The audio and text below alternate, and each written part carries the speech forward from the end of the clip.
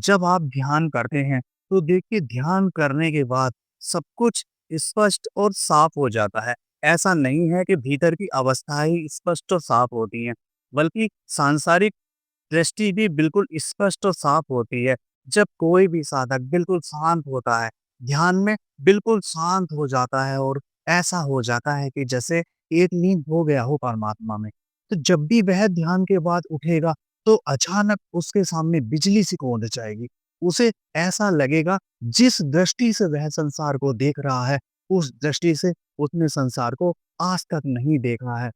पशु-पक्षी, पेड़-पौधे सब कुछ बिल्कुल एक नई दृष्टि के साथ दिखाई देगा, जैसे उसने कभी भी महसूस नहीं किया था। अगर यह घटना आपके साथ घटती है, तो आप समझना आप बिल्कुल सही ओर जा रहे हो। ध्यान अनंत रहस्यों से भरा पड़ा है। ध्यान के अंदर अनंत रहस्य हैं। यदि कोई भी साधक ध्यान करते-करते जब उसे 20 या 25 मिनट का समय हो जाता है और साधक को ये भी नहीं पता होता है कि उसका शरीर कहाँ है। यह घटना भी प्रत्येक साधक के साथ घटती है। साधक की ऐसी स्थिति कि उसे बोध भी ना हो कि उसका शरीर कहाँ है।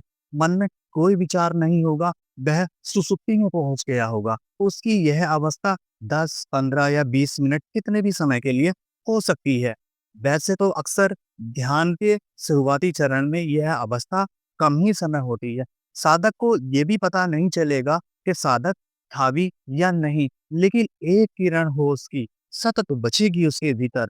वो जानेगा कि मैं कहीं न कहीं तो मौजूद हूँ। भले ही मेरा शरीर मौजूद नहीं, भले ही संपूर्ण संसार मौजूद नहीं है, लेकिन मेरे अंदर जो होश है, जो आत्मा है, वो तो कहीं न कहीं मौजूद है।